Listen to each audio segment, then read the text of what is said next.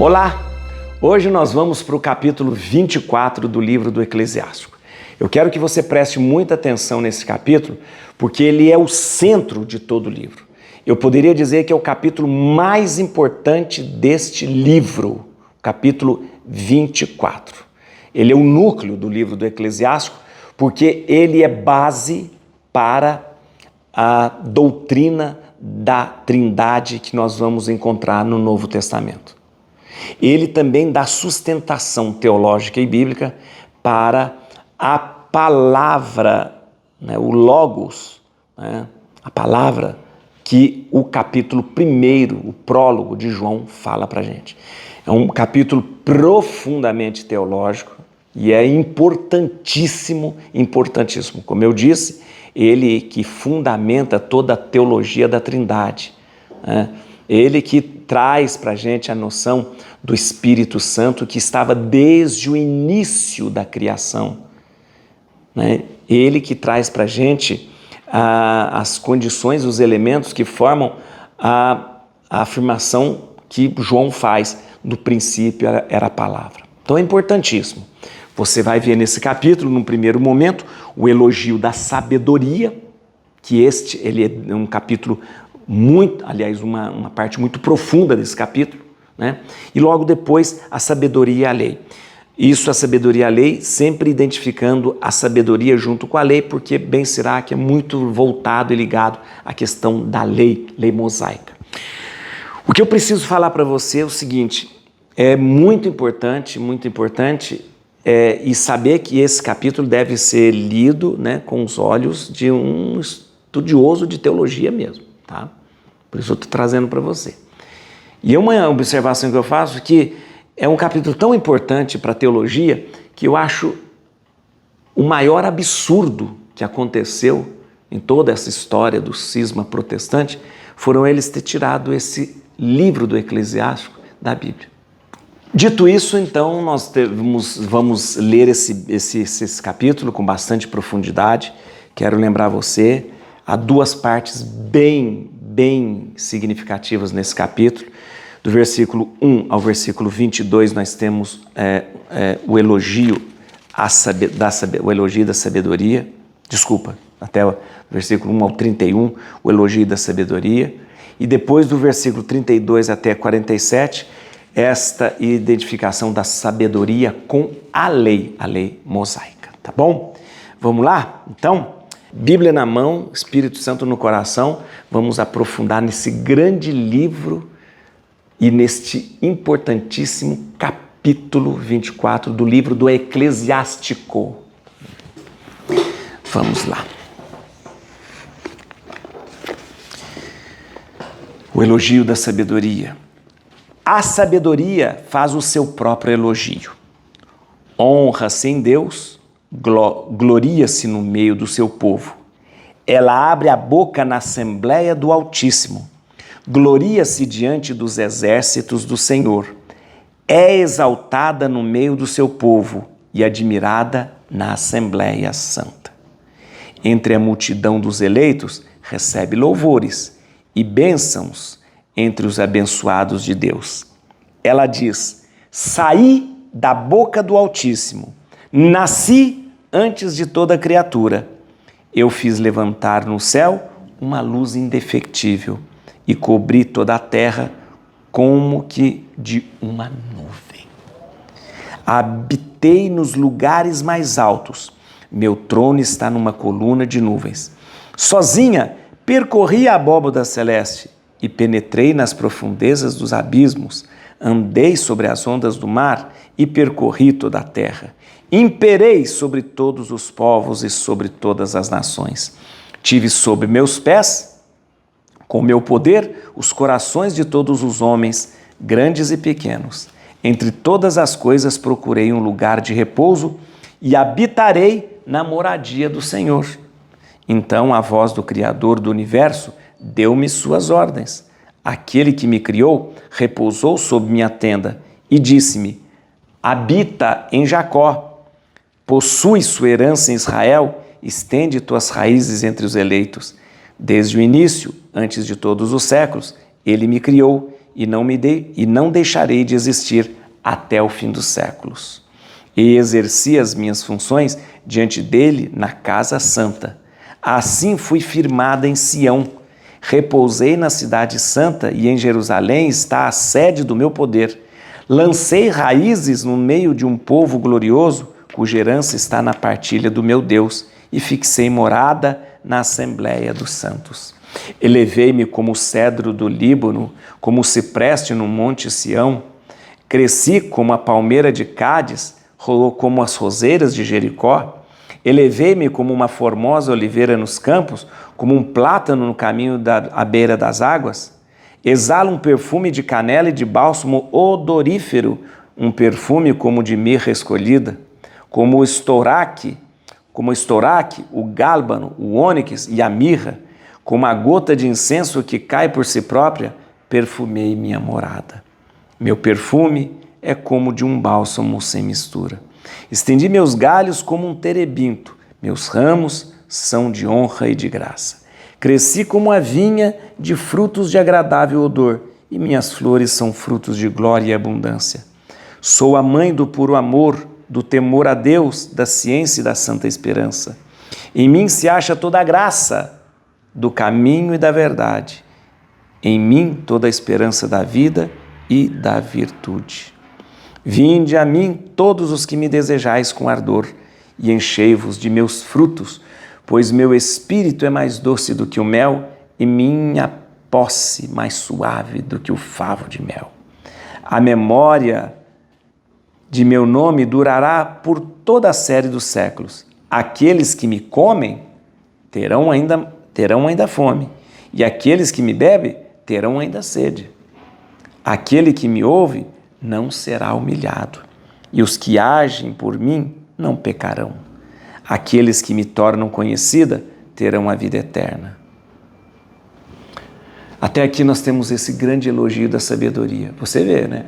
A sabedoria se apresentando. A partir de agora até o final, essa identificação da sabedoria com a lei. Tudo isso é o livro da vida, a aliança do Altíssimo e o conhecimento da verdade.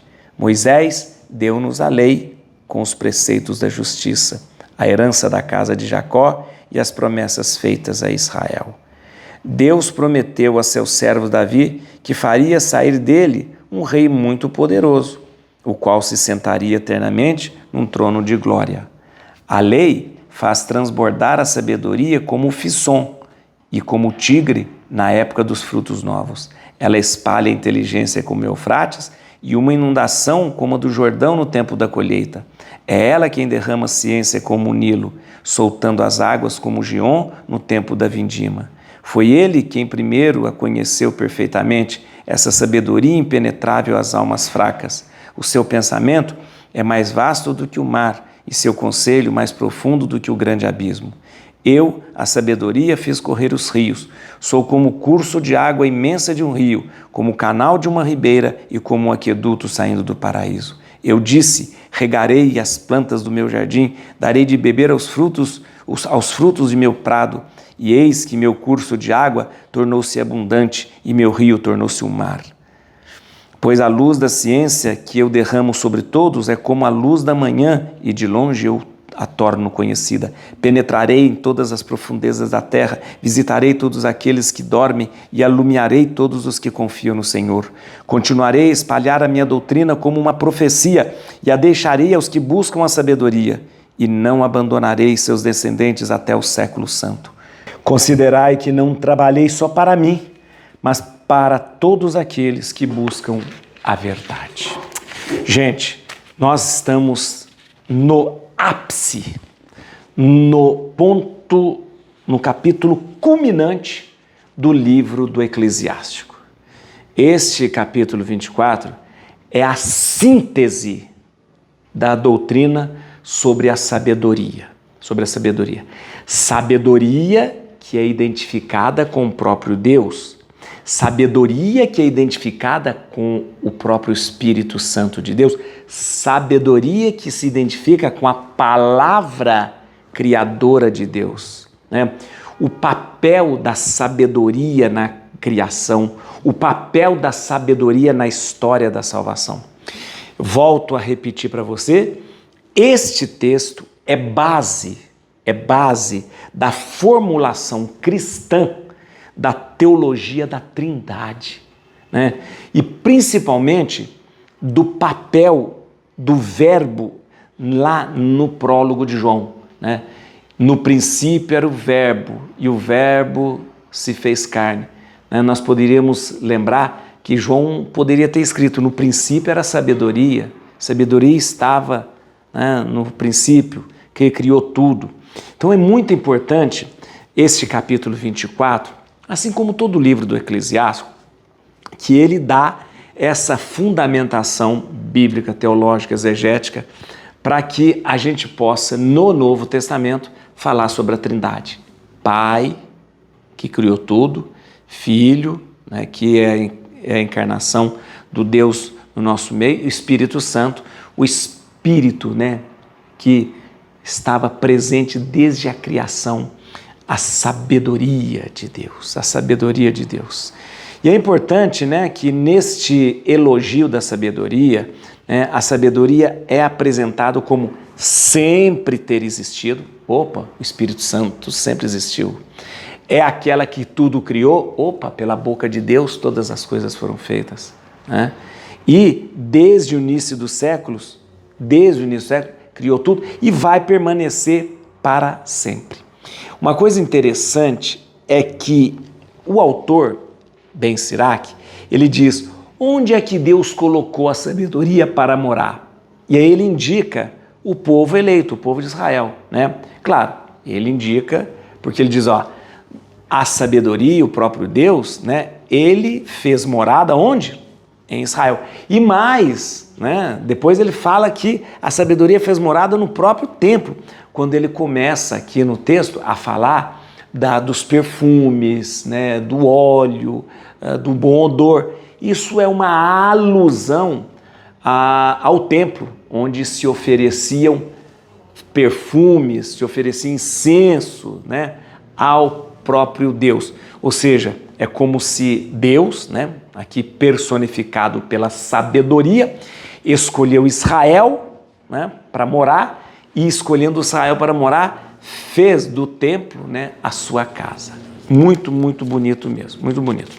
No segundo momento, eu falei para você, tem dois momentos. A partir do versículo 32 até o 47, nós vamos ver o autor identificando a sabedoria com a própria lei. Ora, a grosso modo a gente pode pensar, a sabedoria é o próprio Deus, Pai, Filho e Espírito Santo. Mas o autor, eu quero entender, o autor não tem essa clareza de que é Pai, Filho e Espírito Santo. A formulação da Trindade vai vir no Novo Testamento.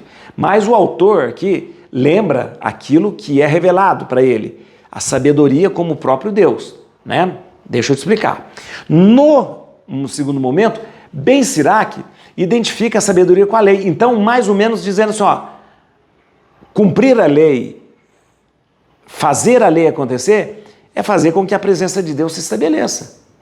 Então, a lei mosaica, ela, quando é cumprida, significa a presença de Deus no nosso meio, né? Mas há uma característica de Ben Sirac, o autor, ele gosta muito desse tema da lei mosaica, né?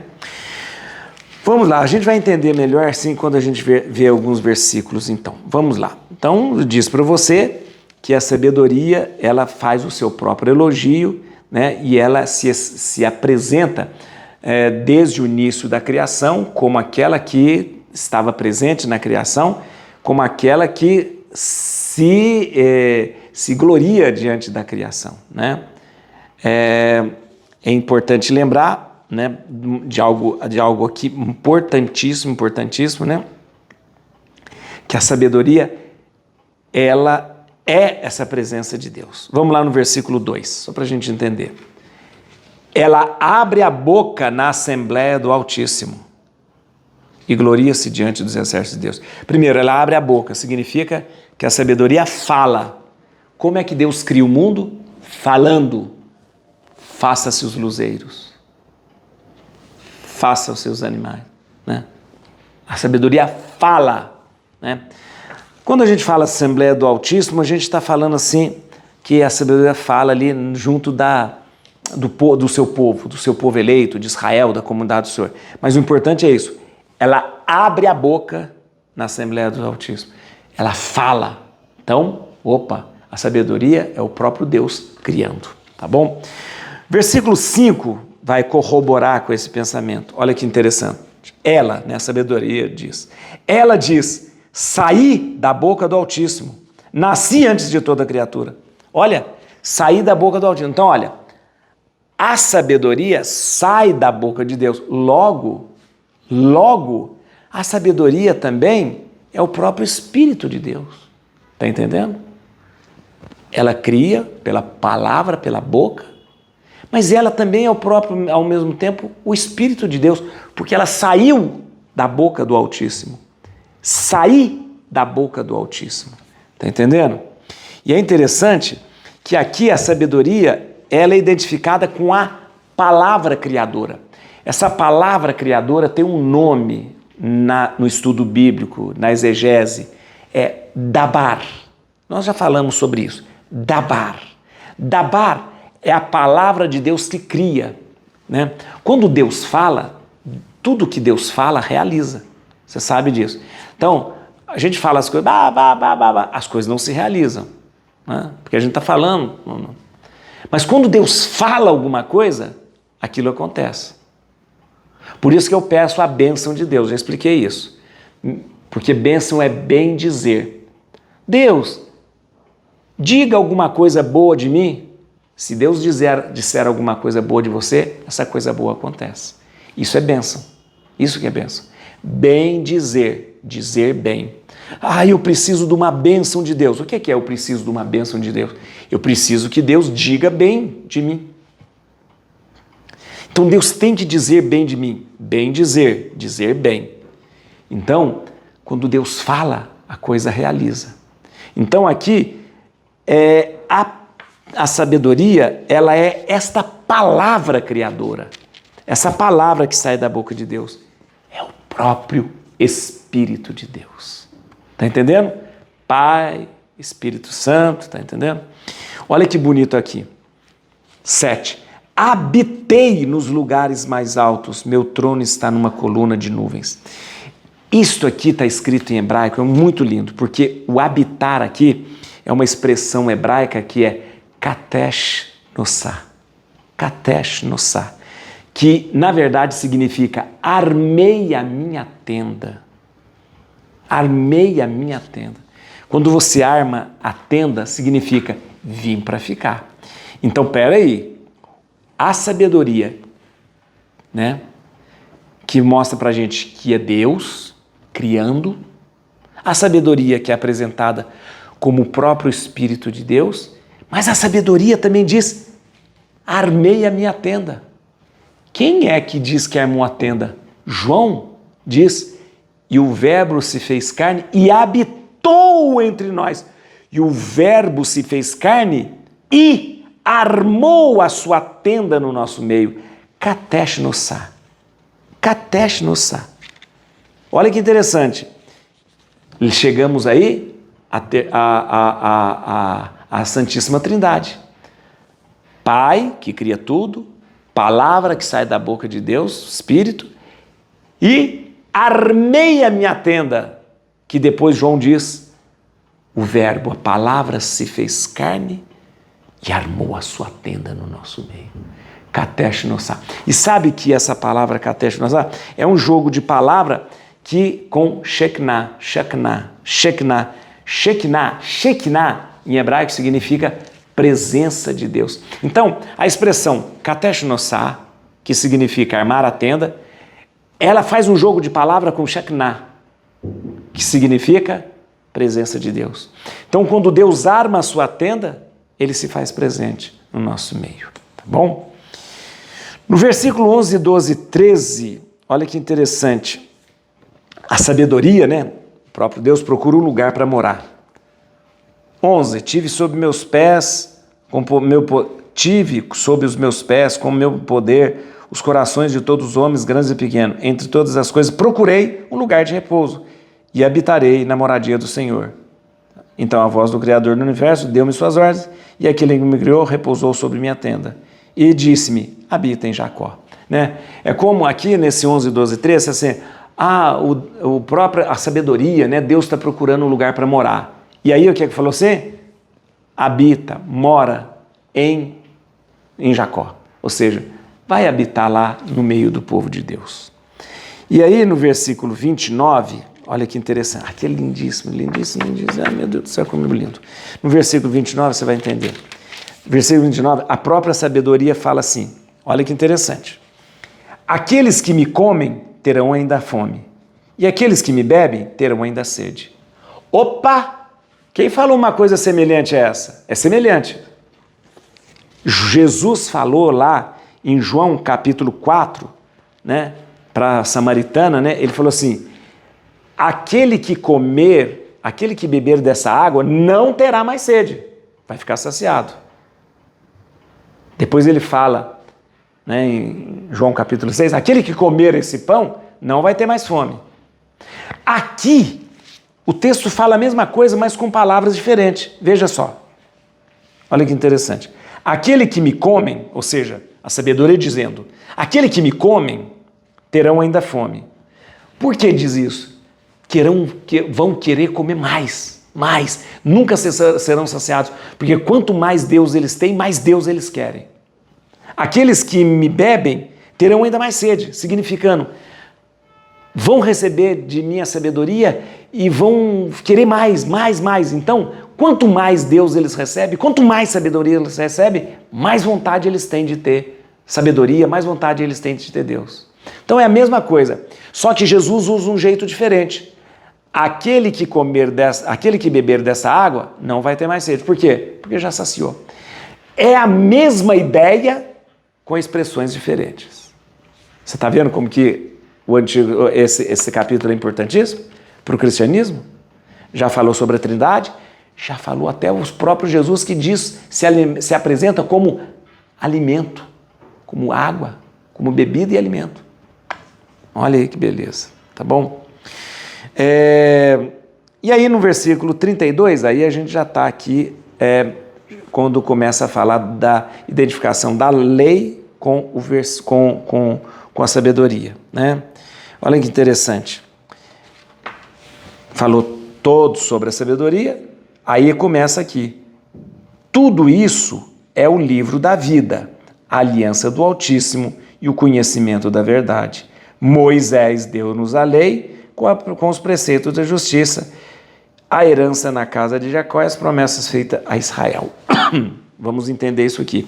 Porque agora, a partir do capítulo 32, Ben Sirac começa a falar que tudo isso que nós vemos como sabedoria se expressa de maneira maravilhosa na lei. Após o discurso da sabedoria, Ben Sirac identifica a sabedoria com a lei mosaica, né? Essa uma insistência com a lei é muito típico daquele tempo da dominação helênica. Sabe por quê? Porque como o pessoal estava mudando os costumes, mudando a religião, ficando mais grego, então esses autores, eles insistiam nessa coisa da lei, por causa dessa mudança de costumes. Ele então usa, né, depois de dizer tudo sobre a sabedoria, que tudo criou, que sai da boca de Deus, que é o Espírito de Deus, né, que quando você a tem, você quer mais, ele identifica isso com o quê? Toda essa sabedoria você encontra onde? Na lei. Na lei mosaica. Mas nós sabemos que tudo isso, toda essa sabedoria, essa presença do amor de Deus, essa presença do próprio Deus, se faz onde? No próprio Cristo, que como palavra se fez carne e armou a sua tenda no nosso meio. Et crucem Domini fugit partes adversa, vite teleo detribuiuda, radix Davide. Aleluia.